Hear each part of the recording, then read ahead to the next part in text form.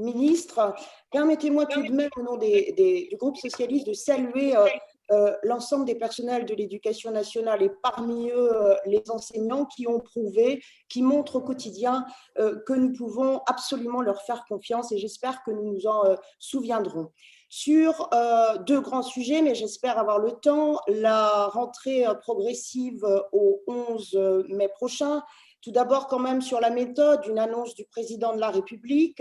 Et puis, depuis 10 jours, beaucoup d'interrogations, beaucoup d'inquiétudes qui ne sont pas de nature à augmenter la confiance dans ce gouvernement. Première question, dans ce contexte, parce que je crois que vous n'y avez pas répondu, dans ce contexte d'affection virale persistante qui nous impose la plus extrême prudence, le Premier ministre l'a d'ailleurs rappelé avec force dimanche, insistant sur les gestes barrières et la distanciation sociale. Sur quelles hypothèses scientifiques se fonde cette décision de débuter le déconfinement par le milieu scolaire qui avait été le premier fermé? Quelle est la balance bénéfice-risque pour ce retour à l'école? Parce que nous partageons les inquiétudes et vous devez absolument nous garantir que la sécurité des enfants, des personnels et évidemment des familles, l'objectif est d'éviter les clusters familiaux. Est-ce que vous pouvez nous garantir cette sécurité? Au-delà… Très rapidement, Madame Talmont. Très, très vite, Monsieur le Président. La question des moyens, et en particulier des moyens en RASED pour la prochaine rentrée, est importante. Pouvez-vous nous dire quelle directive vous donnez dans ce sens? Moi, je voudrais dire que, en effet, il n'y a pas que le sujet du virus, il y a l'ensemble des phénomènes sociaux et sociétaux que nous devons prendre en compte. Et nous devons aussi, au travers de ce qui se passe là, avoir une vision de ce qu'est vivre en société tant qu'il n'y a pas de vaccin.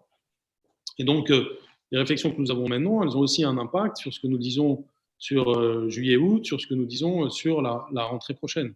Donc, il est évident que nous devons créer, inventer. Je pense qu'on a besoin de montrer un pays uni autour de ces enjeux-là, parce que j'écouterai vraiment toutes les bonnes idées pour faire les choses de la bonne façon, et que le sujet reste donc très ouvert. Et c'est pour ça d'ailleurs que je continue le dialogue social aussi, ainsi que bien entendu le dialogue avec vous, de façon à concevoir ce qu'est l'école dans une telle période.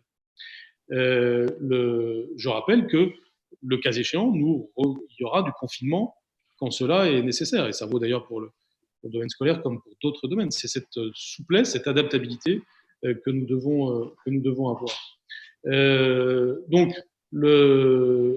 s'agissant de ce que vous avez dit sur les RASED, je voudrais redire que, aussi bien pour mai-juin que pour la rentrée prochaine, les élèves en difficulté sont plus que jamais notre priorité. Il va y avoir d'abord l'extension des dispositifs favorables, notamment les grandes sections de maternelle qui seront en REP et en REP+, de plus en plus dédoublées. Nous allons avoir aussi le déploiement de notre mesure, pas plus de 24 élèves par classe en grande section, en CP, en CE1 dans toute la France. Et puis, les moyens des RASET ne sont pas diminués à l'occasion de la préparation de rentrée. Il peut y avoir peut-être telle ou telle exception localement, mais je crois que notamment la compétence psychologique est plus que nécessaire dans la période actuelle. Nous allons beaucoup mobiliser les psychologues au travers du dispositif RASED ou d'autres pour nos élèves, notamment en mai-juin, mais aussi à la rentrée prochaine. Nous savons que nous en aurons besoin. Monsieur le ministre, dans un courrier qui est resté sans réponse, je vous interrogeais sur la continuité pédagogique. Ça a été déjà discuté longuement, donc je vais me focaliser sur le lycée professionnel avec 3 questions. Dans les matières d'examen pour les CAP et les bacs pro, les stages qui font partie des formations et de l'évaluation n'ont pas pu forcément être faits. Donc, est-ce qu'ils seront reportés ou est-ce qu'il y aura un régime dérogatoire de 10 semaines? Les chefs d'établissement voudraient vraiment qu'il y ait une circulaire très rapidement. Deuxième question, en ce qui concerne les mentions complémentaires dans ces lycées, même question, il n'y a aucune décision qui a été prise et on peut imaginer que des barmen ou des sommeliers qui doivent passer des examens pratiques ont besoin d'être en situation pratique pour pouvoir le faire. Et dernière question sur les internats. Madame la députée Vittori, donc il y aura un texte voix pro, il y aura une partie voix pro dans la circulaire de reprise que je vais réaliser dans la partie pédagogique du déconfinement. Il est évident, vous avez tout à fait raison sur ce que vous avez dit, aussi bien sur les matières d'examen aux épreuves reportées que sur les mentions complémentaires. Dans la mesure du possible, toutes les notations de fin d'année et tout ce qui doit compter en contrôle continu doivent être faites pour le mois de juin, en tenant compte de la situation. Donc parfois, nous avons accepté évidemment que, par exemple, la période de stage soit réduite dans ce qui était pris en considération. Je rappelle qu'il y a sur le site des ministères ce qu'on appelle la foire aux questions, et toutes les questions de ce type ont vocation à avoir une réponse écrite. Je le dis pour tous ceux qui nous écoutent aussi, sur le site education.gouv.fr.